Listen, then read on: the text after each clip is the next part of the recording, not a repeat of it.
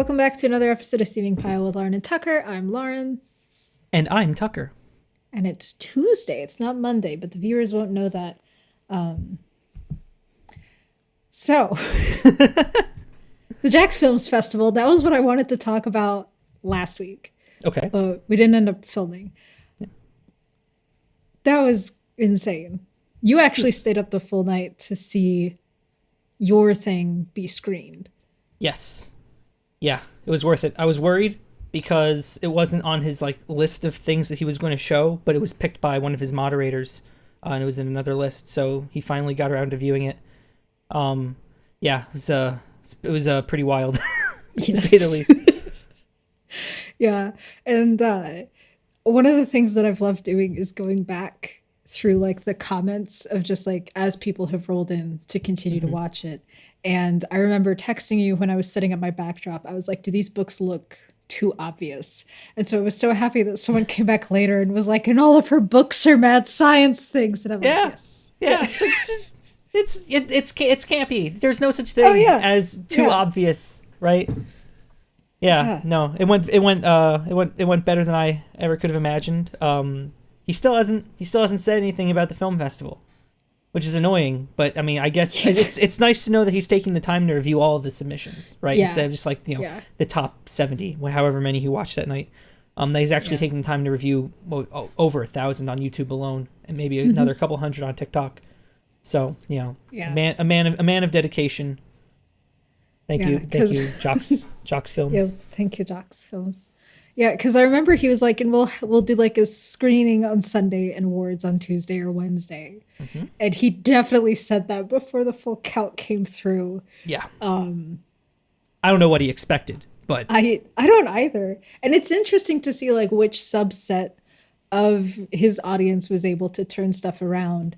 And I'm curious what subset of his fan base was in other parts of the audience's videos, because I was in yours, which was such a relief that I didn't have to come up with anything and compete with the level of humor that his audience has. Because I can be funny if other people tell me what to say and what to do. That takes the pressure off me in so many different ways. I feel that. Yeah. So I'm curious what other people in his audience were like me and helped other people, but didn't necessarily make anything themselves. That's true. And I think people had to get somewhat creative because they couldn't or maybe, I mean, in some cases it seems like they did have their friends come over and help, but that's a small subset of friends, things like that. And I full transparency, I think you know this, I have been sitting on the lemonade idea for a while. And I wrote half a page of the script a year and a half ago. And there's no way I'm going to be able to get enough people in on this to film it the way I want.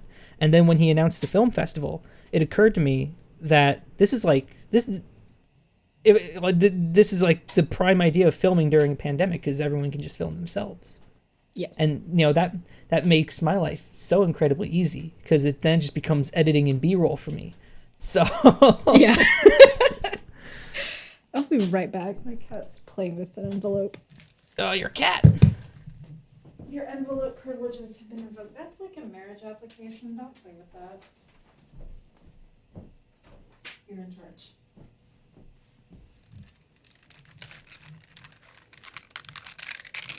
Yeah, that's mildly important. Let's not have your cat destroy one of those. Yeah, no, those are important.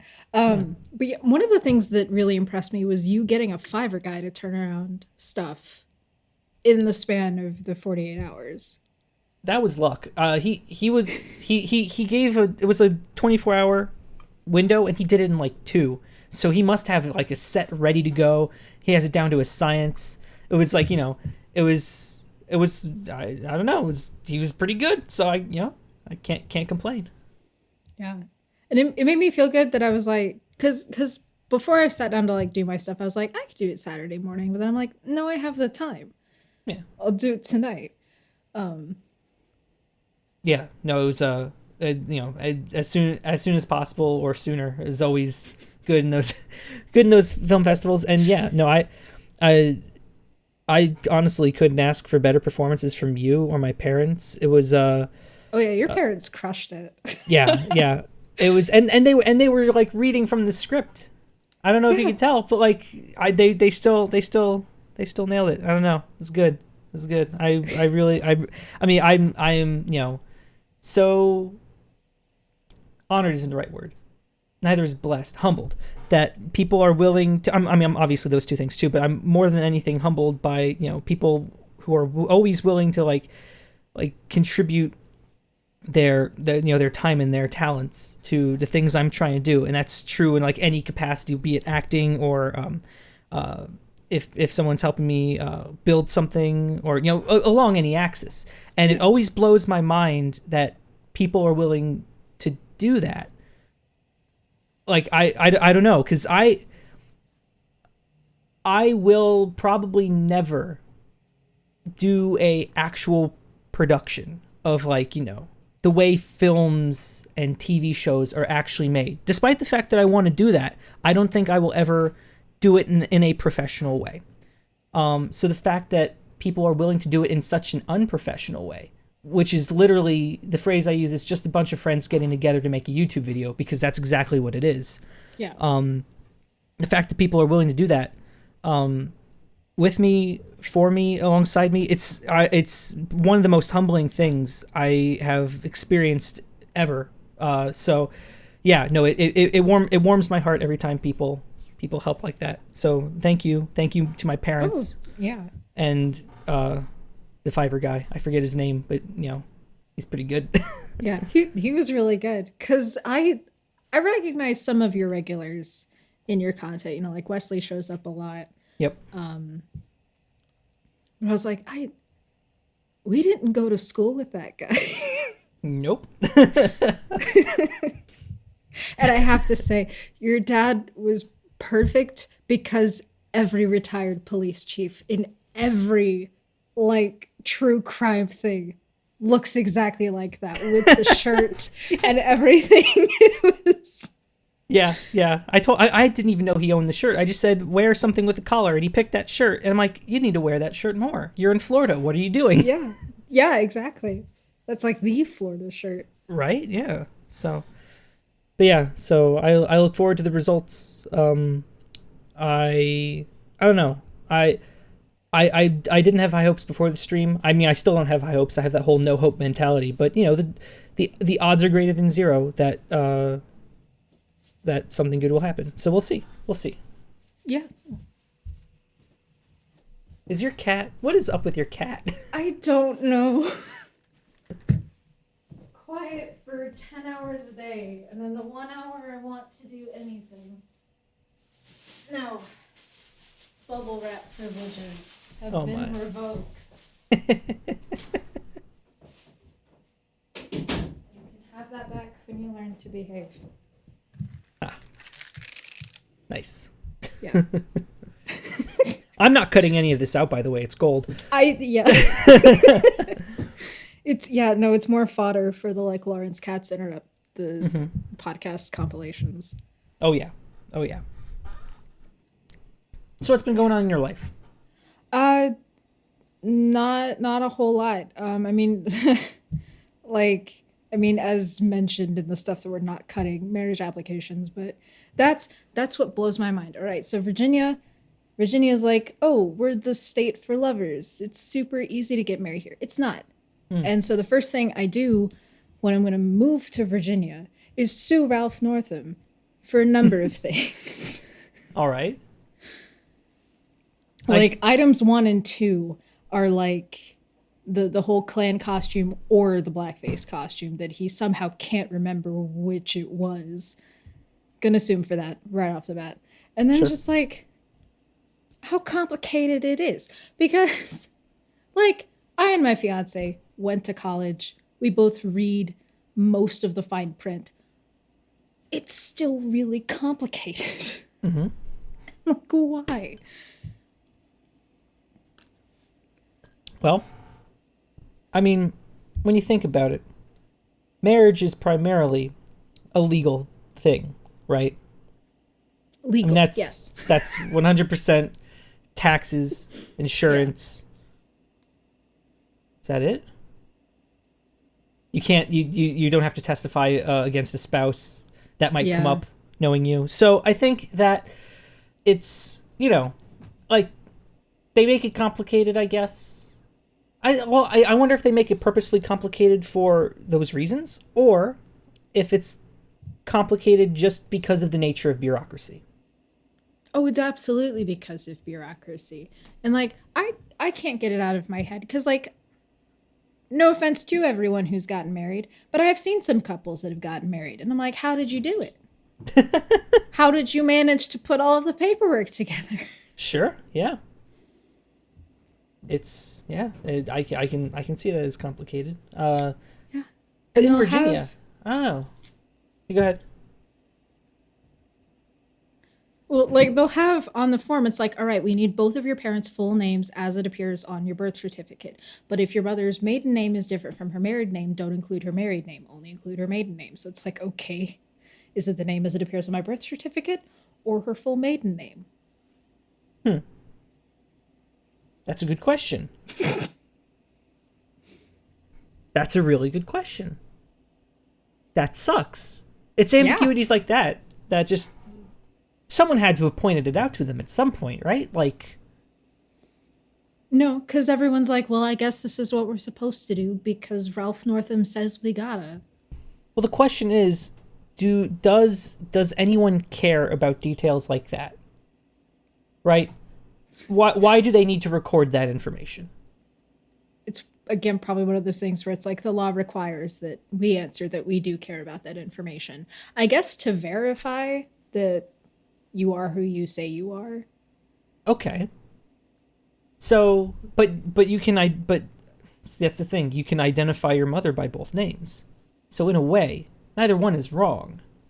True. And so I don't, but like, I could see the government rejecting an application based on that. But also I can see the other side. No one will care. Right? Yeah. I don't know. I don't know. Yeah. I don't know.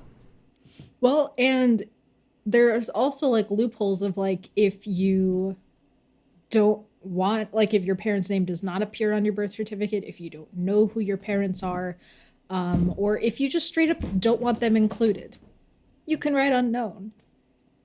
It's like then why are we going through all of this? Yeah, it's very clear that they don't care. It's just something for, someone to check off in their spreadsheet, Yeah. It's just a field. Doesn't really matter, right? I mean, you're not marrying your parents. No. So, No, not in that state. right. And we're also not Habsburgs. If I were a Habsburg, maybe. It could happen. It could happen. Parents, siblings, cousins, you name it. Yeah. Yeah, they've done it. It's complicated Charles family tree over there. II was so inbred. His That family man's tree face was a was stick. folded in half. Man looked like a kidney bean and was the leader of an entire empire. Oh my god. It's like a kidney bean. Oh, that's disgusting. Yes, but true. Yeah. That is a true fact, and that is a sizable yikes. I don't know. I'm just like, but there are so many better people than your family, right? Like, you can do better than that, right? You want to keep the bloodline pure, fine. Just don't have like bastard children, so that can't get confusing, and don't like. I don't know. There are better ways to do it. You don't have to keep the royal bloodline like super pure. Triple distilled royal Triple blood. triple distilled kidney bean people. Oh my god.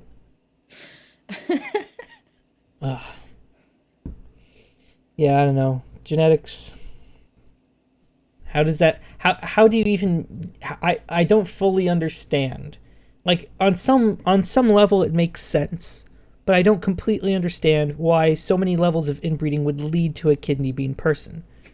Like I understand it has to do with genetic diversity being important, but that doesn't really paint the full picture. Right? Like I get it, but I don't get it. Yeah. Well, and especially like with those kind of facial deformities, because that's one of the like telltale signs that someone's inbred. I mean, that's like the stereotypical inbred hillbilly family scary thing Yeah. in movies like The Hills Have Eyes or whatever. Because like part of the problem is, yeah, you're not introducing new genetic problems to cancel out existing ones. So you're just like perpetrating and exacerbating existing genetic problems. That's why pure breeding dogs is such a problem Hmm. because you're just repeating the same You're, issues. you are truly triple distilling kidney bean people in that case. Yeah. Okay. All Yeah. right. You've explained it. There you go. It makes sense. Yeah. Because it gets more concentrated. It's like when you copy the same thing over and over again, eventually it just turns to sludge. Like if Charles II and his bloodline continued, like you would have no features. He would turn into like a Shar-Pei dog. Sharpei. What? He would What is a Sharpei dog? I have never. I don't know what that Oh. is. They're just like wrinkles. That's all it is. It's like when you scrunch a straw wrapper all the way down. Sharpei dog breed. That's not how. So, oh, yeah, that's a decent looking dog. That one's not. That's just a weird shape. The first one looks like just a thick bulldog, but that's interesting. What a scrunchy face. Wow, they don't grow out of it. You expect dogs to grow out of it, but they just don't. Nope. They look just like they're drop wearing a coat. Yeah, you just drop a couple water droplets on the puppies and they just grow. So this is what Cruella de Vil should have been into. Like, there's so much skin per the skin to dog ratio, the fur to dog ratio. Who cares about Dalmatians? Immense. Yeah. Yeah, You can you can make some artificially pretty good- spot that. Yeah. Yeah, yeah. Not a very smart businesswoman, Cruella, right? Like, I No. get dogs are a renewable resource, but still, you need a better ratio than one skin to one dog. With these dogs, with the Shar-Pei dogs, you get like 2 skin to 1 dog. Yeah. Some of them might get 3. That's true. just you basic can math. you can breed up the ratio. Just have like dogs with like wedding dresses of skin.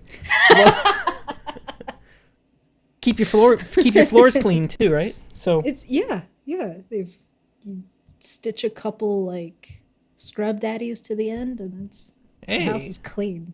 dude, scrub daddies are the best. They are the best sponge. I love my scrub daddy. Yeah. They're so good and they're so happy. Every time I see my scrub daddy, I just hello. Yeah. It's ready. Ready Yeah. to scrub all that filth. Oh yeah, and they just put him face down and just erase his face off with whatever I had to eat for dinner. You'll eat it and you'll like it and your dishwasher safe. Yeah. So. Oh, they're dishwasher safe. Oh yeah, yeah. Oh. I hardly ever clean my scrub daddy by hand. I just throw it in the dishwasher when it Okay. gets questionable. It's like there you go.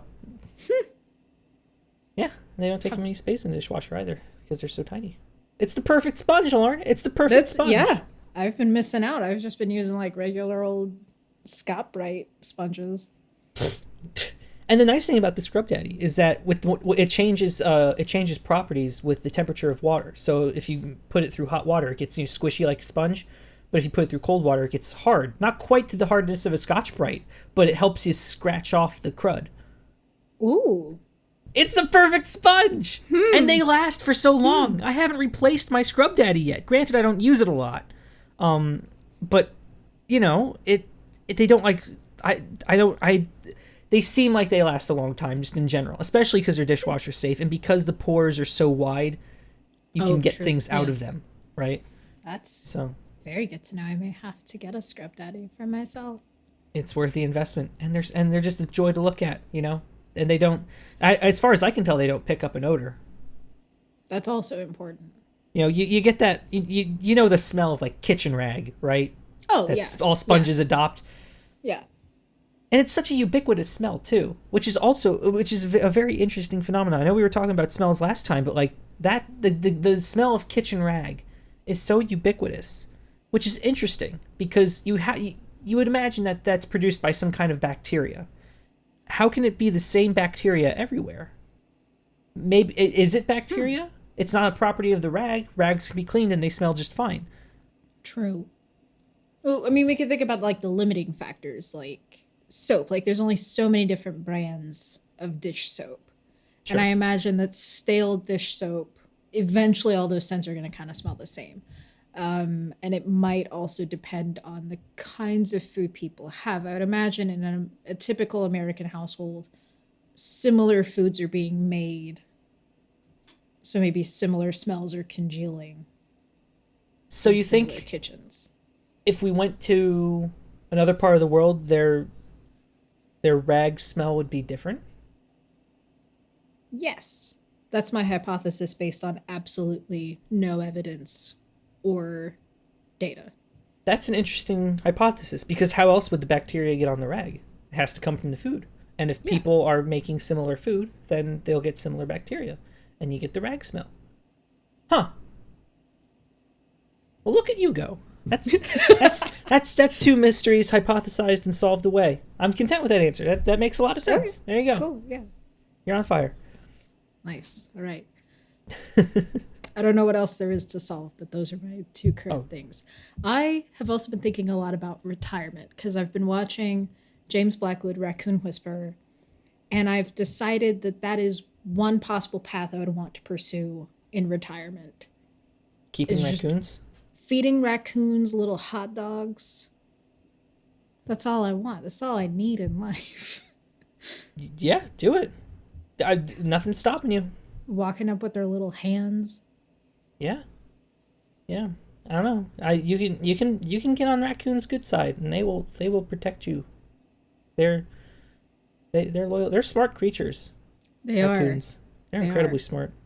I'm amazed at how smart animals actually are. Like, I was Hmm. watching videos of ravens talking today as well. Hmm. That's some of the craziest thing because it sounds like people. Yeah, They've mastered talking to where it sounds like people, and it's the coolest thing. that is pretty neat. I've been getting a lot of videos in my recommended of Bunny the talking dog, Oh. and they've I don't know how recent this is, but they've been experimenting with these like pads of buttons, and they train the dog what the buttons mean, and the buttons say words out loud, so they can construct like very Yes. rudimentary Yeah. sentences.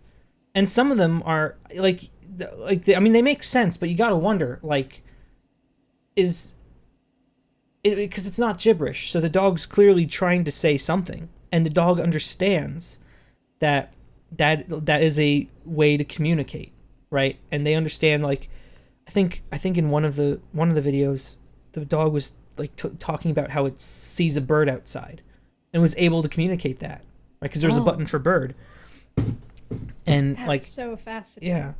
yeah, it's and there's so many Hmm. buttons. I don't know how the dog keeps it straight. I mean, you can I wonder what the limit is to how far you can train a dog. Like there's got to be a Yeah. limit. Yes. I mean, yeah. I mean, I guess it's kind of like the same way you train a dog to do commands, it's just in the reverse. Mhm. Because, like, dogs understand certain things like sit, heel, whatever. And so they have to learn the word associated with an image instead of an end result. But that shows that dogs are capable of conceptualizing those kinds of things, which is really interesting. I also saw a video. For some reason, I'm getting a lot of like videos of the cat whisperer, um, Oh, yeah. which those videos are just edited so poorly. Whoever is in charge of editing that show over Animal Planet needs to stop. I put a pin in that. We'll come back to that. But the cat whisperer was brought to this home where this cat, whenever it was asleep, it would act out its dreams in such violence that it would like fall off of what it was sleeping on, with the potential of hurting itself. Oh, yeah. Um, TLDR, the theory was that it had a sleeping disorder, probably caused by a stroke that damaged the part of the brain that keeps you from moving when you're dreaming. Which, I mean, humans have that too. Yeah. Right? It's what stops you from sleepwalking. But what's interesting to like think about, and you see this in dogs sometimes too, but what's interesting to think about is that like you can like the cat was dreaming about running. There was something going on in there. And while it might not be fully sentient to like the level of actually like having internal monologue, it still stands to reason that they have visual dreams like we do, because they probably go through the same process of memory consolidation. Despite the fact that, like, taxonomically, in their taxonomy, they are, they're vertebrates and they're mammals, but at some point they deviate from humans and primates and things that we know have, like, that same kind of memory process. And it's that kind of thing is just really interesting. How, I don't know, I don't know, I don't know, I don't know. It's just really fascinating. Dreams. I wonder if people have studied like just the general vocabulary of some animals, because like gorillas and chimpanzees are very verbose, at least in terms of like sign language. Yes. Because like Jane Goodall's work, that was like a huge part of it, is teaching apes to communicate, and they even developed like senses of humor. I can't remember if it was Coco or another one who like made a joke about one of the other handlers, and so it's like they understand humor in some capacity, which is honestly like more fascinating to me than them Yes. just learning language, because like that's just base communication to get needs met. Mm-hmm. But like having the creativity to like be funny is really interesting to me. And it's when animals are funny or just straight up jerks that I'm like, that's where stuff like the Turing test, I think it's interesting, Sure. because it's like computers acting like humans is fine if they can just do base communication. Mm-hmm. It's when they can be jerks Yeah. that we need to be afraid. Yes. No, that's very true. The fact, and I guess it's not super surprising that primates have, primitive concepts of, humor, because they find things funny, right? But the fact that they can come up with something that is, funny themselves, genuine inspiration, it's cool, and but they're so close to humans that it's not completely surprising. In terms of computers will only ever be able to reflect what has come from a human. Um, so when we talk about genuine inspiration coming from a computer, it's kind of like secondhand genuine inspiration, because it's able to Yeah. derive things from things that it's learned in the past. I don't know if you've read anything about OpenAI's latest transformer model, GPT-3, but that is some of the spookiest shit I've ever seen in my life. Is that is that the one that's a game? It's like a box and it tries to like ask you if it can leave the box. It's the same company, I think. Okay. This model, what it does is you give it some starting text, and it will continue to write. Um, in the same style, making sense, probably factually accurately. And they're also making models that will answer questions as well, and it's derived from like 117 billion parameters, massive data sets, and so if you, it stands to reason, right? Because I don't know exactly how transformer models work, but if you think about how neural networks work, it's basically the same as a brain. If you are able to simulate if you're able to simulate enough neurons to approach like a human brain, then you will be able to, simulate a human brain. Yeah. So I mean that might not be exactly how transformer models work, how GPT-3 works, but in fact I'm pretty sure it's not. When you get into these higher level models, I'm pretty sure the definition of neuron gets a little blurry. But in terms of just like regular neural networks, you can make a brain out of that. It just takes so much computing power because there's like billions of neurons in your own head. Yeah. But the Yeah. quality of text that it produces is downright spooky. I Ooh.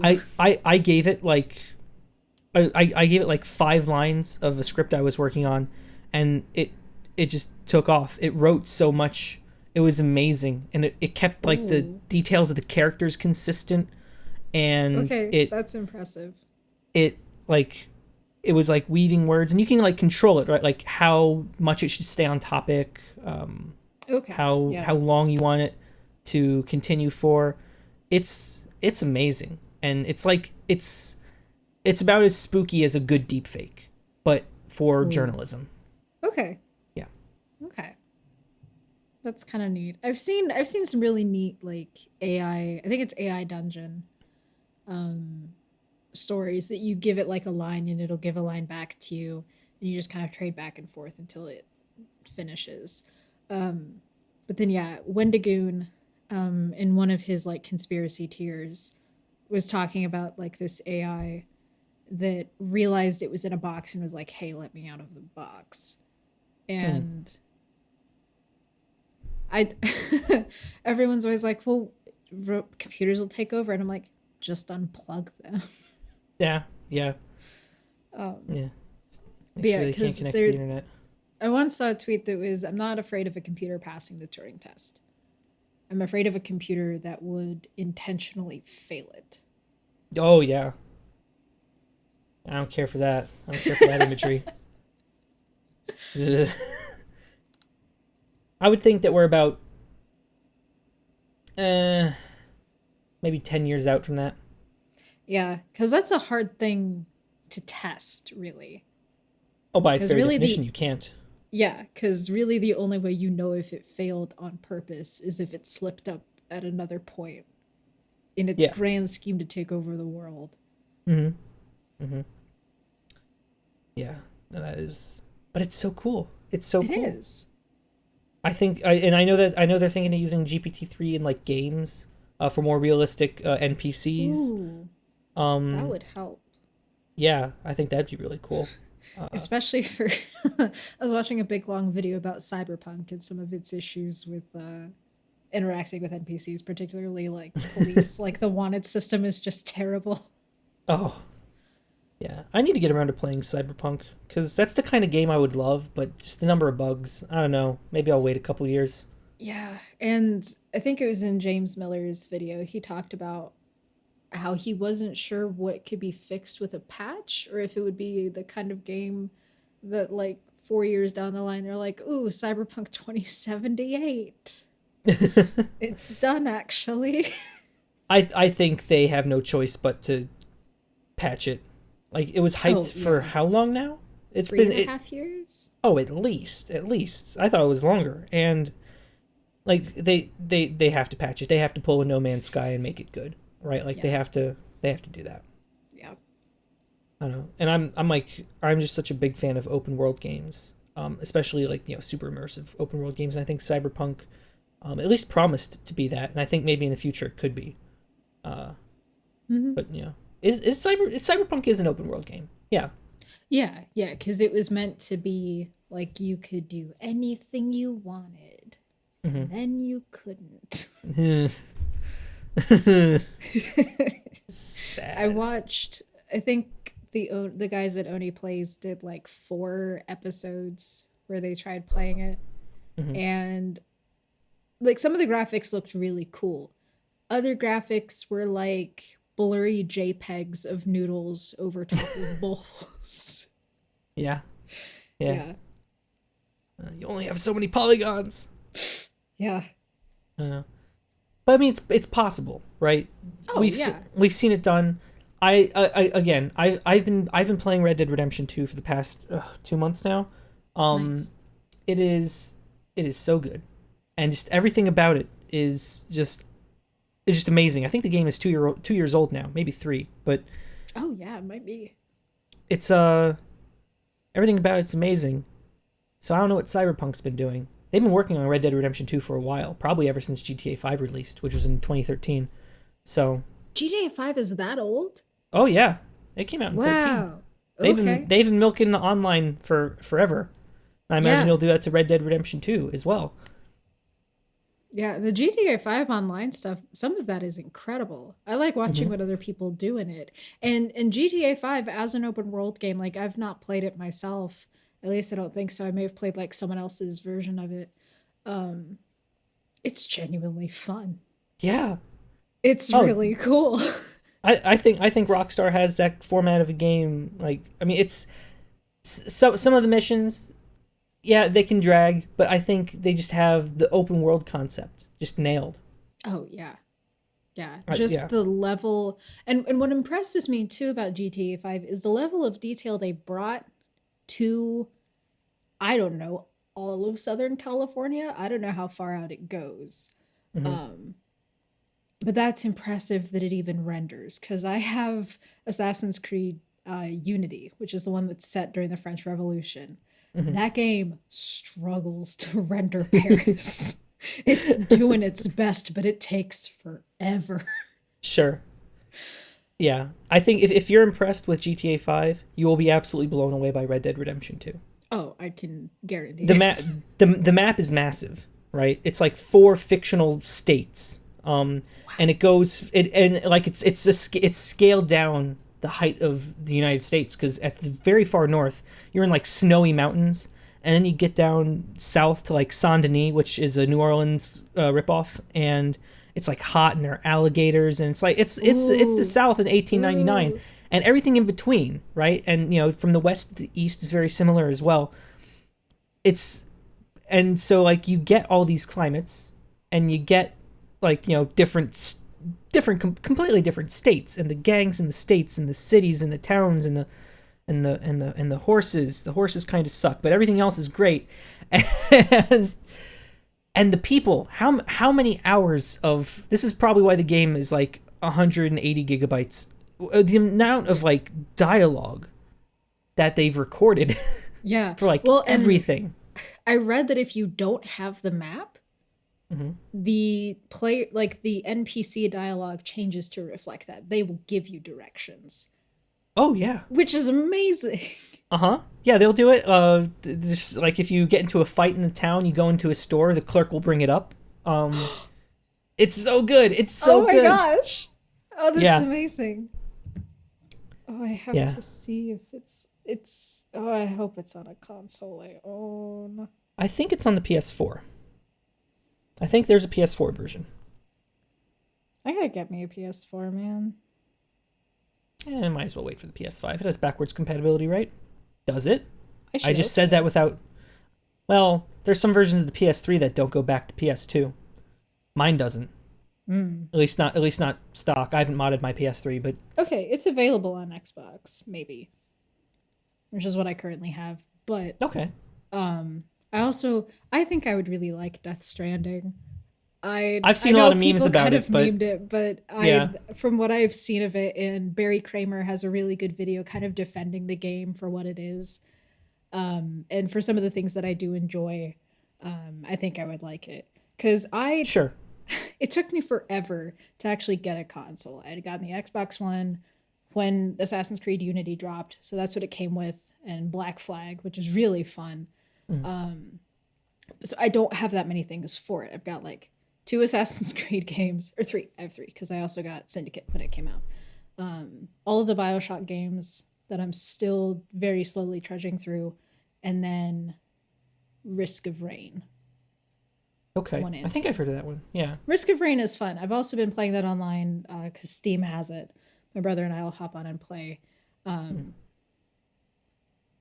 And but at the same time, games that I grew up playing and really liking were all of like the life simulator games, like Harvest Moon or um, Harvest Moon Rune Factory, or games like that. And so games like Stardew, which I keep meaning to play, would probably fit my niche a lot more. I Mm. just fill my hobby time with other things. Sure. Yeah. I get that. Yeah.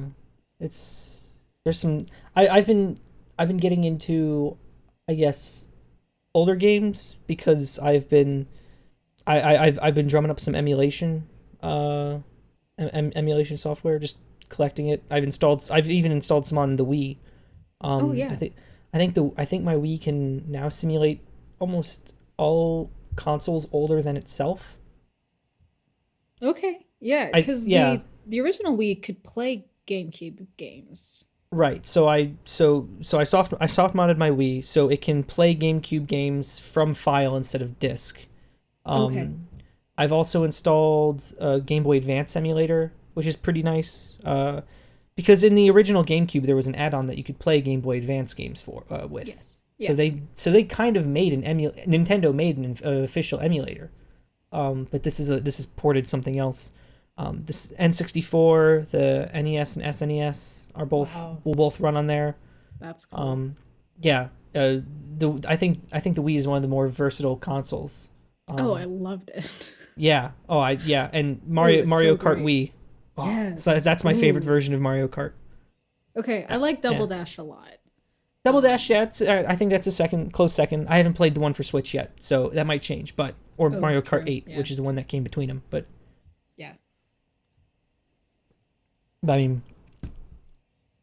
yeah, emulation, it's cool, and the fact that you can also play that kind of stuff on your computer. It just Yeah, that was what was really neat about your Animal Crossing video is how you walked through what the emulator did and then walked through what you could do with it. I always thought emulators were just you could play the game but just on your computer now. So I had no eh. idea you could like mod the island and terraform it yourself. Well, I mean you can of Just so course you you can could always walk. edit save files, but Yeah. I'm really shocked that Animal Crossing didn't completely crash because that is not something that normally Yeah. happens. But yeah, Dolphin is very very good at what it does. There are still Okay. compatibility issues, but that just comes with the territory of Sure. emulating. Like it's a completely different architecture, and it's a Yeah. miracle that it's as fast and flawless as it is. Hmm. Um, I know the one for PS2 is I mean it's good, but it certainly has more flaws than Dolphin because Dolphin's really advanced. Mm. Um, what's the other one? Xbox. Xbox I think is easier because it runs the same architecture, so you just have to like emulate the game environment, I guess. But I'm not entirely sure about that. I also assume that if a game was made for Xbox, it is more likely to have a PC version. Yes, I think that's just because of its connection with Microsoft and like the Microsoft Store and just Hmm. I don't know how the technology works. I don't know how stuff like that functions, so I have no idea um Well, I mean I what assume the it's interaction would be. Yeah. I assume porting from Xbox to PC is very easy, and I think Microsoft intentionally did it that way, right? Because I Yes. think every Xbox has been on the same processor architecture, and if you write a game for Xbox, it's going to use DirectX, which is also on Windows. So you probably only have to tweak a couple things in order for it to get somewhat working, as opposed to like porting to like I don't know PS3, which is just this radical crazy architecture of like 8 cores, but they're on a ring, and it's like, how do Oh, you write for this? that's weird. So, I mean, I think it's called like this weird cell power PC architecture. I don't know, but I mean, it did okay. I don't know. It's not underpowered like everything Nintendo ever made, but still, like it just. I think Xbox has that advantage, that leg up. Even today, I think the PS5 has gotten on board with using PC architecture. It's closer to a computer than the PS4 was, or no, I'm sorry, the PS3 was. PS4 is also close to a computer. Mhm. Yeah, PS4 was a heavy hitter. That's what my brother had. Mm. And when he was getting some of his games where we were living at the time, there was like no internet at all. And like the best internet we could get was from like 2 to 6 in the morning. So he would wake himself up to start a download, like do his whole day, and then maybe at the end of the day, it would be done. Yeah. So when he was getting stuff like God of War or Red Dead Redemption 2, it would Oof. just be a whole day process waiting for that to load. Downloading Red Dead over a slow connection. That's a shame. Yeah. Oof. Yeah. That's a big oof. Yeah. It's such a big game. It It's such a big is. game. It is. It's worth it, Gosh. but it's such a big game. So much Yeah. data. Yeah. No, and like when I play games on my laptop and the only game I really play on it is Risk of Rain 2, like that already makes it hot. Mm-hmm. And my brother's playing Persona 4 right now, and I think I would like that game as well. But I know My computer doesn't have the space for it at this point. Definitely doesn't have the processing power for it. It is it is hanging on. Yeah. Yeah. No, it's a powerful laptop, but it's not like, good for games. Yeah, no, it It's had to survive what a typical engineering student would do to it. But yeah. once it reached that point, it was spent. Yes. Yeah. And there's only so much you can do with laptops, right? You see Yeah. gaming laptops, they're behemoths, Yes. right? Yeah. You need cooling and you need board space in order to support that kind of workload. Yeah. So, Yeah. Which makes sense why people typically do like full gaming PCs yep. Yeah. instead of laptops. Yeah. I mean, even still, right? You can still find the limits of those. Like Red Dead Redemption 2, I think redlines my GPU. Ooh. Like Oh it no. doesn't show, it doesn't even show up in Task Manager, right? Because it's using RTX, and that doesn't show up for some broken Windows reason. But you can see the temperature. It's like 73 degrees Celsius. It's like you're busy, aren't you? My feet warm up. I can feel it. It's like Oh, yes. that's the What's classic. it, That's what it like. yeah. Yeah, I'll rest my hands and it'll just cook my wrists. Yes. Yeah. I mean, my feet are always cold, so I mean, I can't complain. But I feel bad for it, especially doing that, rendering stuff in Blender just Oh destroys yeah. it. But the Yeah. thing is, it doesn't get used any other time, right? Yeah, no, and that's the thing is it can't save up that Yeah. cues later. I think that would help it. Mm-hmm. Yeah. I don't know. I don't mine on it. I guess I could mine on it, but at this point, what am I going to mine? Bitcoin's too hard nowadays. Oh yeah. I don't know. It's like I I can't imagine how hard it would be to get enough high-end GPUs, especially nowadays, to make that kind of thing profitable. Because Bitcoin, you have to have power to be profitable, like power efficiency to be Yeah. profitable to offset the power cost. And certainly, even the 2080 Ti, it won't even come close. I you mentioned Wesley. We just went down to Rose like maybe 3 weeks ago, and we picked up three massive servers, just massive Wow. like C7000 servers, Oh because the gosh. CS department wanted them out of the racks, and we're the ones that put them there. So we're like, all right, we'll just take them. Okay. Hey. Uh, they're and so they're more or less scrap metal, right? Like they're powerful, they're cool, they're blades, right? So they're like these big enclosures, but the computers themselves are tiny and they slide in. So they're really neat. But I did the math. I think mining anything, you're gonna run at a loss because it's just CPUs, and even though there's 16 computers per C7000, the amount of power that it draws is insane. So if you're running it off of rose power, that's fine. Yeah. But I mean, they have the thick cables and the actual full server racks to support that. Oh, that's cool. But yeah, I don't know. But it takes a lot. It takes a lot to mine, and it's also bad for the environment. And also, it's like Yeah. imaginary money. I know we've talked about this before, but Yeah. Yeah, and this is where I just don't get it, although I'm sure the explanation is really simple of like why it's bad for the environment. because it consumes a lot of power. Okay, that makes sense. It consumes so much power, especially now as the difficulty gets higher. You need to throw so many calculations at the problem that it just gets insanely complicated. That's so weird. So does some guy just have like a wall of like text information that you have to crack through the wall to find the Bitcoin strings? Kind of. So you take the last Bitcoin in the blockchain, and then you double hash it with some magic number, and you're trying to get a hash You're trying to find the magic number such that the hash has a certain number of zeros at the end of it.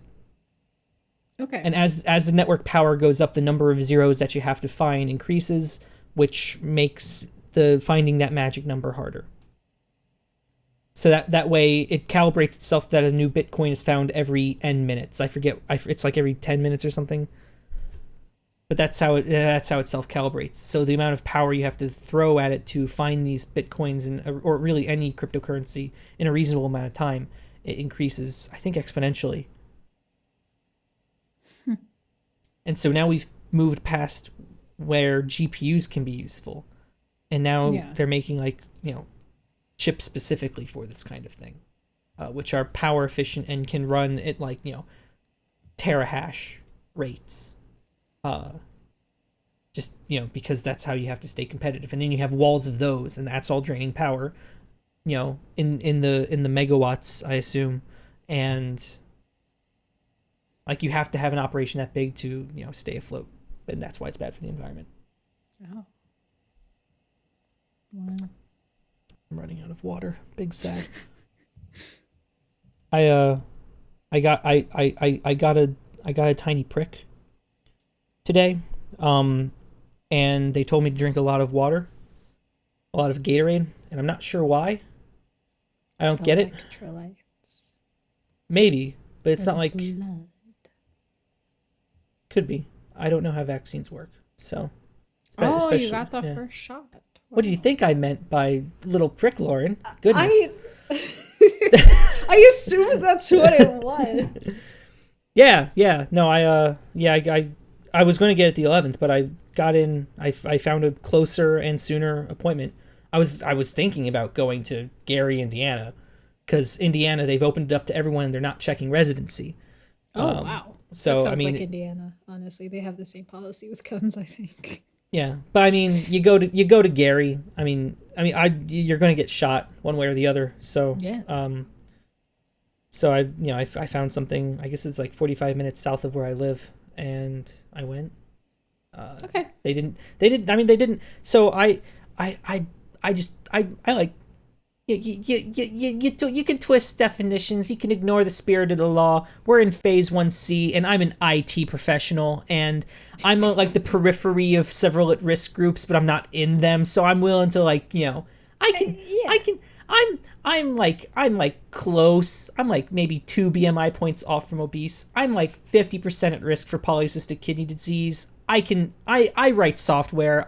It's fine. You had appointments. It's fine. Yeah. I don't feel anything, except for a little soreness in my arm, but it's only a couple hours. It will get worse. So,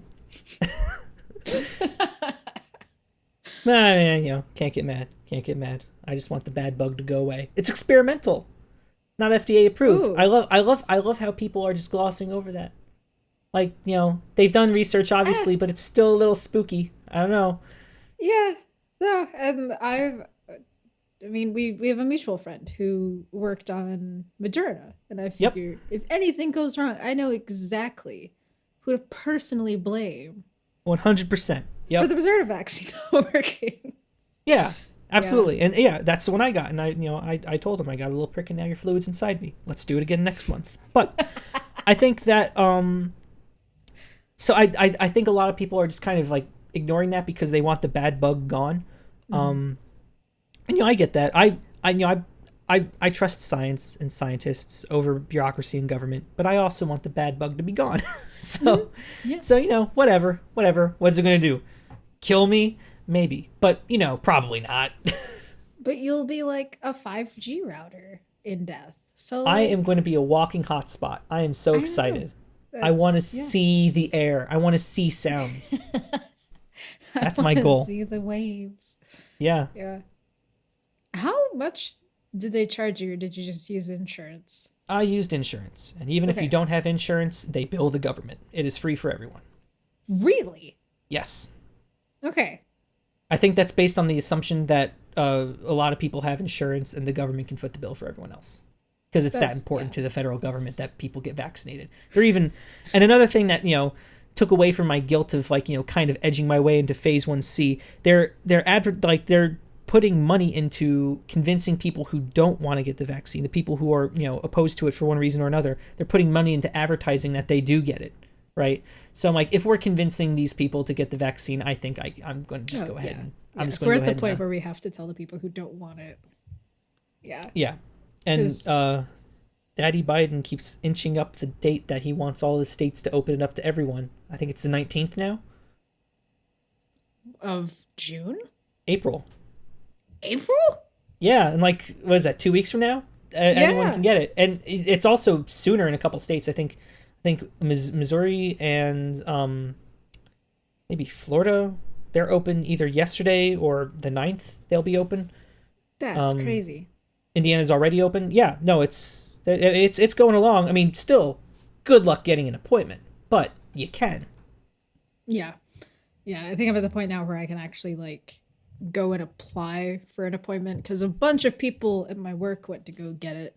Yeah. And they're all a bunch of guys in their 30s. So I'm like, all right, that's just do it. Just do it. They by the time this goes up, a lot more people will be vaccinated and there will be no more guilt. But, they didn't ask me for employment. They didn't ask me what risk groups I was in. They didn't even check for my residency. I gave them my passport because I have a Florida driver's license.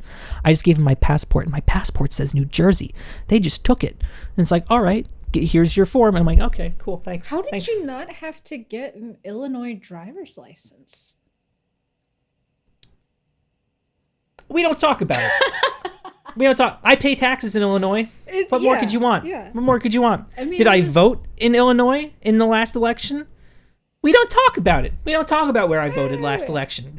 It's fine. It's fine. I pay Cook County taxes. God help me. I pay Illinois taxes. Not so bad. Do I wish I paid Florida taxes? Sure, because there are hardly any. But here I live and here I pay. So I didn't vote here, so it was there voter fraud? No, I voted once. My vote was counted exactly once, and that's the spirit of the law, I think. That's yeah.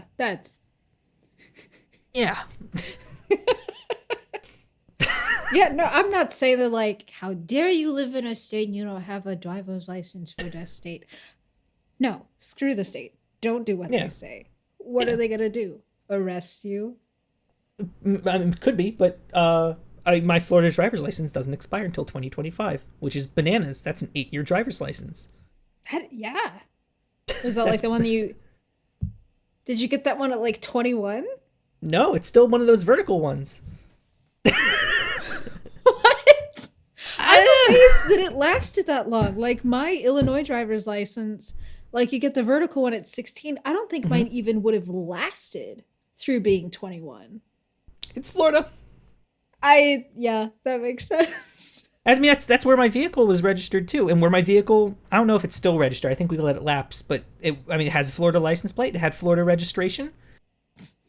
I didn't even have to take the vehicle to Florida to get it registered. I had to take it I took it to the Terre Haute police station, and I said, could you please have an officer sign that this is my VIN number? And he came out, he looked at the car VIN number, he looked at my form, and he signed it.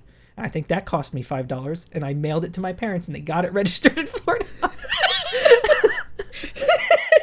And I think I would not doubt it in the slightest if Georgia was the same way, because I've heard that if the vehicle isn't on fire, it's road legal in Georgia. So I mean, I'm pretty sure the rules. Yeah, I don't know the rules exactly. Because like when I moved and I had to get stuff transferred, I had the extra stuff of like my parents had to transfer ownership of the car from them to me.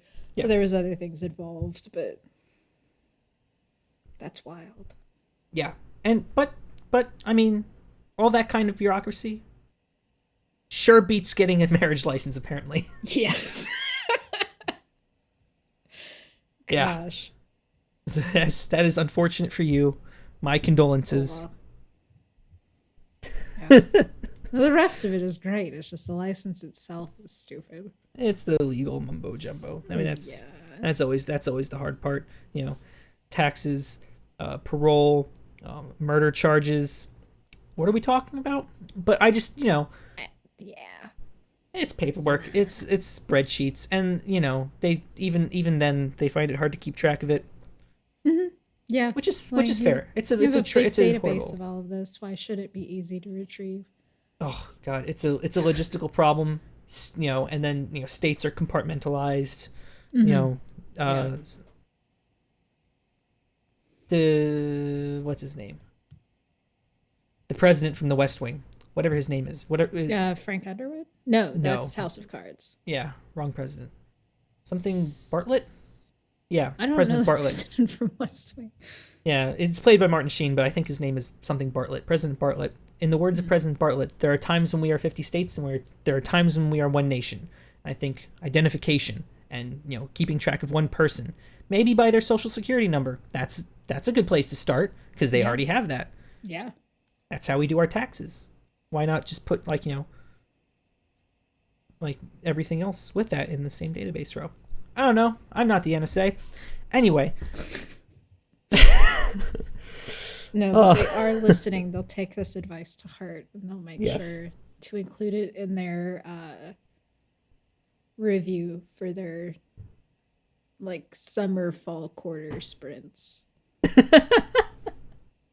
the developers right on that. Absolutely. It'll be a part of the Absolutely. next ESR for the government. There you go. Uh software project management. I can feel my wrists cutting themselves. Oh, when that get there? Software project management. Yep. Yeah. Agile. Ugh. I don't even do the development part. So I am like better off at least emotionally than developers. Maybe not financially, but certainly emotionally. Because Sure. I don't have to actually be in it while they Yeah. do all of that. Because that sounds heinous and gross.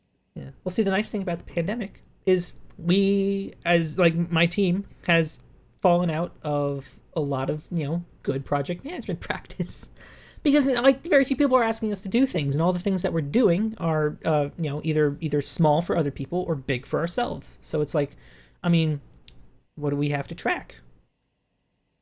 Mm, I nothing. mean, it's horrible that it's come to this, but at the same time, fewer meetings, one less thing. Can't get mad. So Yeah.